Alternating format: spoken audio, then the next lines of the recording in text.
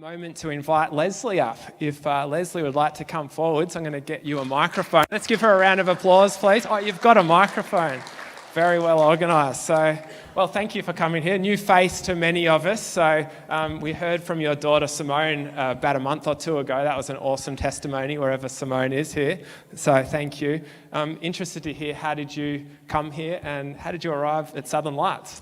Well, like everyone over COVID, we were watching online our church. At the end of last year, we sort of just felt God was leading us away from that church.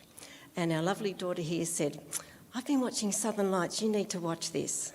So we were really impressed with Caleb's preaching, his great biblical teaching, and we really felt the Holy Spirit was speaking through him. And I loved the practical application through his sermons.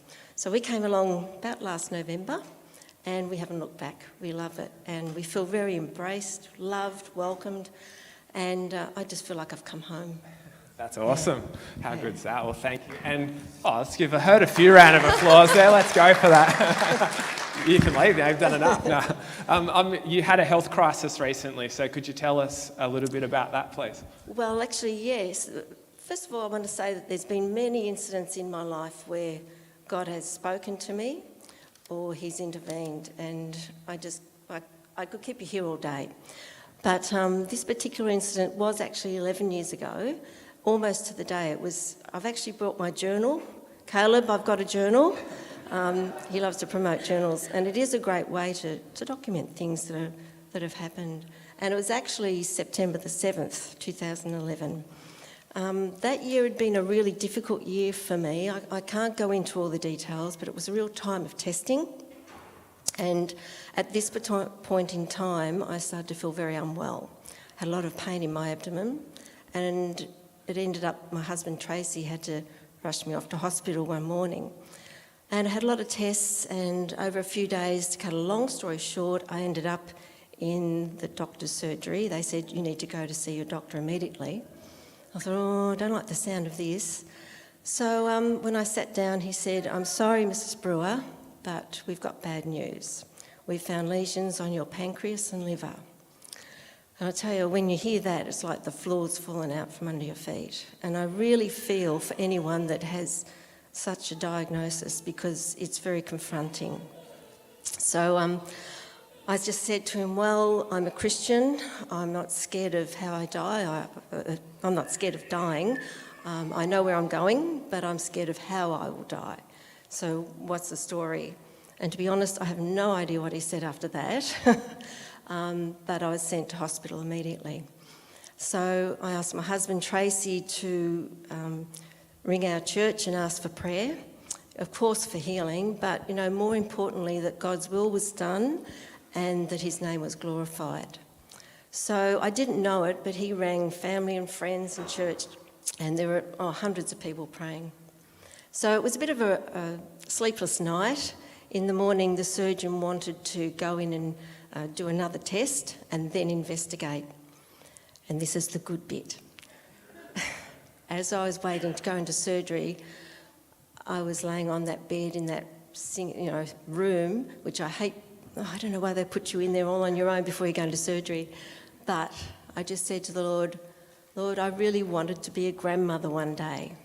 And you know what? He said to me, it was so clear, you're going to be. And I said, well, what do you mean? I'll be in heaven and they'll be on earth? And he said, no, you're going to be okay. I had the most incredible sense of two angels, and Jesus was there. And when I was wheeled into surgery, I'm sure I had a smile on my face. Anyway, when I was taken back to the room afterwards, I heard my husband on the phone to my sister, and he was saying, the surgeons just rung me and he can't find cancer. So, yeah, it was an incredible week. It was a hard week. I had test after test after test. Yeah, that's amazing. Praise God. So the doctors, or the surgeon, couldn't understand it. So there were lots of other answers to prayer that week, which I won't go into. And finally I was released and went home. I have to admit, I went home with a horrible sinus cold infection. I don't know, it was pretty nasty. I ended up with actually I lost my sense of taste and smell for nearly 2 years. It's all good now. But I had a battle with chronic fatigue prior to that, and that went completely. The pain in the abdomen and the chronic fatigue disappeared, and I was given like really a new lease of life.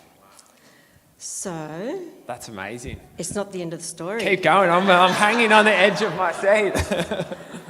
I now have 4 awesome grandchildren. Yeah. 2 are out at Sunday school and 2 are down there. And they're just so precious to me. Every time I see these grandchildren, I'm remembered of God's promise to me personally and his faithfulness. And can I just share a verse? Because this is... I did want to say one other thing. Like Abram, he had doubts, how Caleb was saying last week. I have to confess, after I'd come out of hospital, the surgeon still wanted to see me every few months. And I had doubts. I thought, he's going to find something. But God gave me Psalm 91, and it talked about angels watching over me and protecting me, and protection from deadly diseases. And it really spoke to my heart that God said, no, you're healed. And he meant it, and it was true. And when I saw the surgeon, I told him in the end, look, I don't need to come anymore, I'm healed. I shared my story with him, and he said, well, I'm looking after you down here, and someone up there is looking after you as well. So my verse that the Lord gave me as a young woman, I've always gone to it in times of difficulty or just reminded all the time. I love this verse, and it's Proverbs 3, 5 and 6. Trust in the Lord with all your heart and lean not unto your own understanding. Acknowledge him in all your ways and he'll direct your paths.